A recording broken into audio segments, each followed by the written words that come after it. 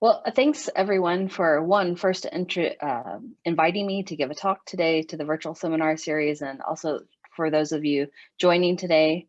I'm Kerri Donaldson Hanna, and I'm an assistant professor in the Planetary Sciences group within the Department of Physics.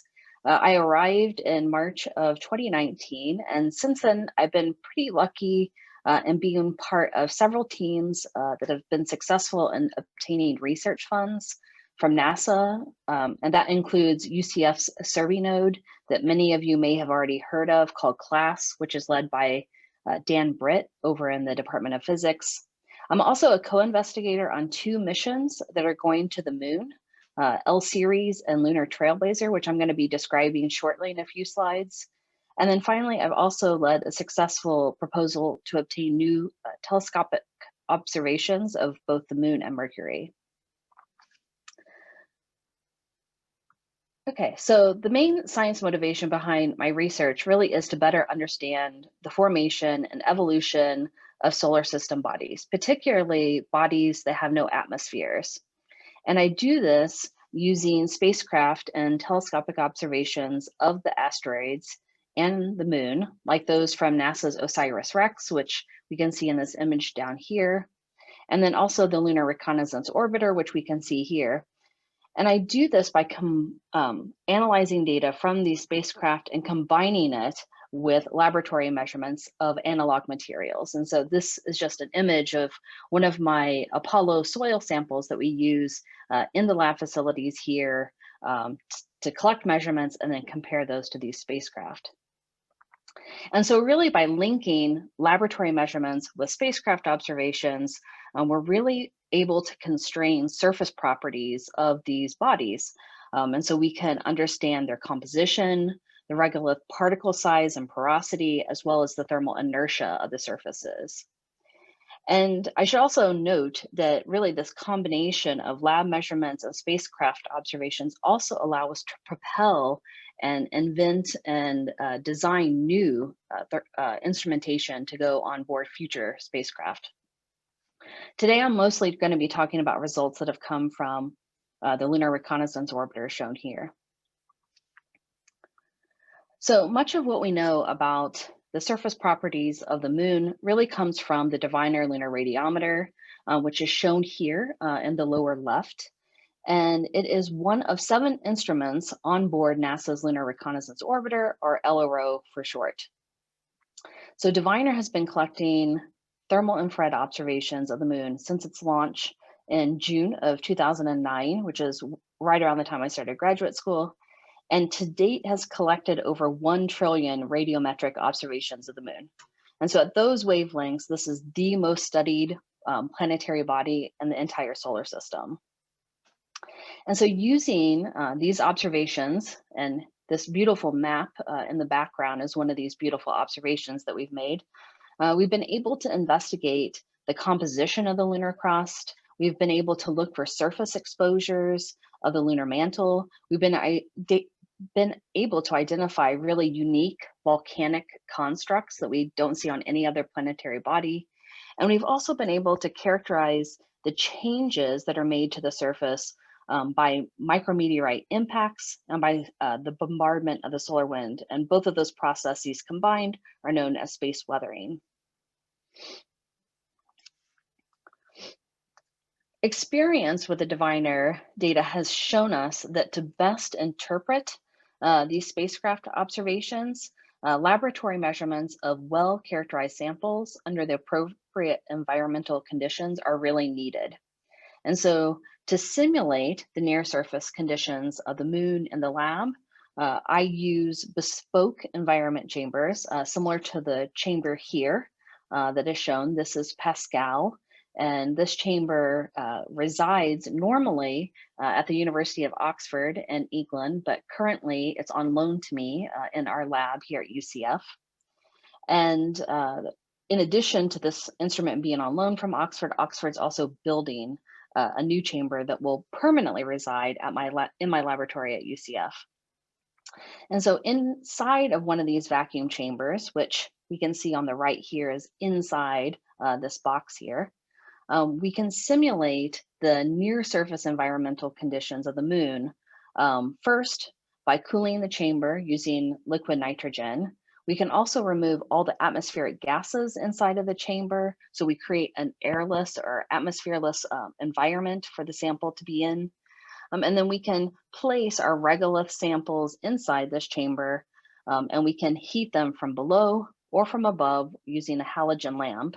And that allows us to simulate the solar irradiation that is hitting the lunar surface. And so essentially, we're recreating that very near surface environment on the moon. We put lunar like samples or lunar regolith samples in, we take spectral measurements, and we then have those to use and interpret the spacecraft observations with.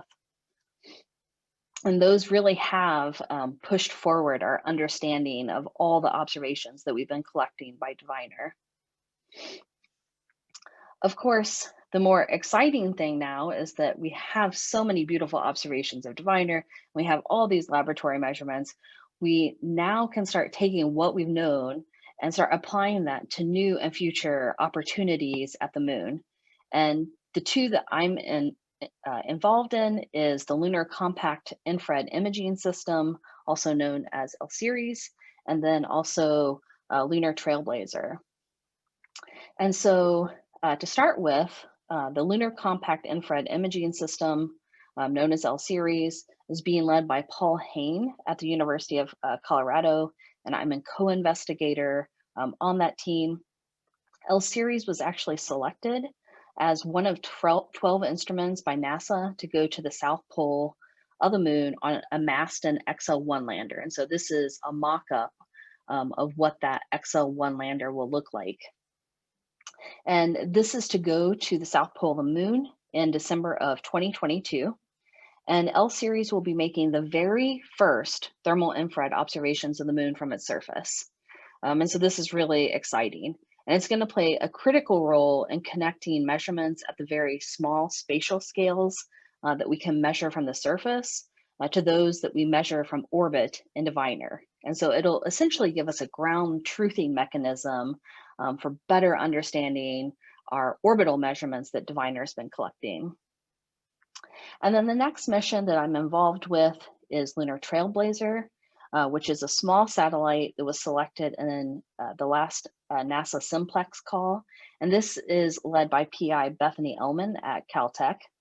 And Trailblazer will be carrying both a thermal infrared imaging radiometer, similar to Diviner, but also a visible and near-infrared reflectance spectrometer. And so combined, these two instruments will be trying to address major science questions involving the moon and its water. And so what's the composition of lunar water? Are we talking about H2O? Are we talking about H2O ice? Are we talking about OH? And then also understanding how much of that water exists across the lunar surface and how transient it is. Does it move from the equator up to the poles where it gets sequestered? These are all questions that we don't actually understand about the moon yet.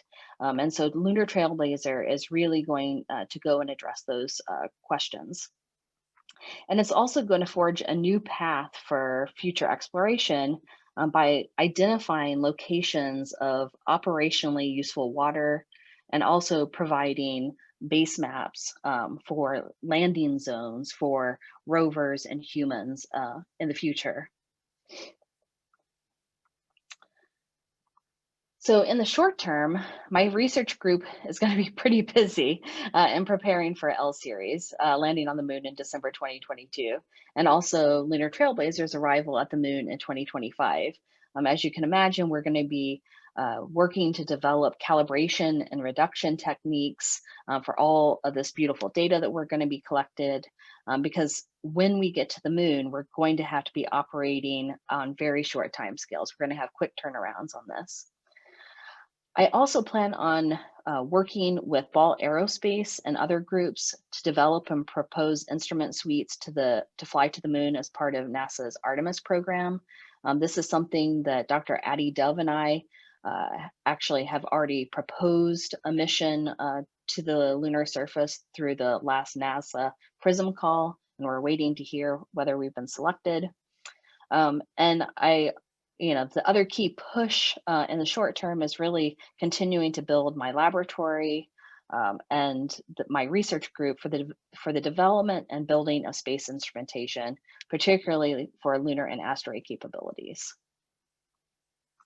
And then, finally, in the long term, my research group will be combining all of these thermal infrared observations of the moon with our laboratory measurements. We'll have diviner observations for over 11 years worth of data. We'll have the surface observations from L series, and then we'll have new higher spatial resolution observations from Trailblazer. And so by combining those with the laboratory measurements, we should really be able to get a better understanding of its surface properties, which will help further drive lunar exploration in the near term. And also, one key part of the electromagnetic spectrum that is really of interest to people that study the moon and asteroids is the region across 1 to 5 microns. And this is important because this is where you can identify water, ice, and organics. And currently, there's no small instruments capable of flying in a CubeSat or SmallSat or being on a lander or rover to make those measurements. And so to address this major gap in current instrumentation, I'm aiming to start the development of this type of detector and spectrometer using collaborations at UCF, University of Oxford, and elsewhere. And so with that, I'd like to thank everyone again for their time and the invitation to be here today. And I can take any questions that people might have.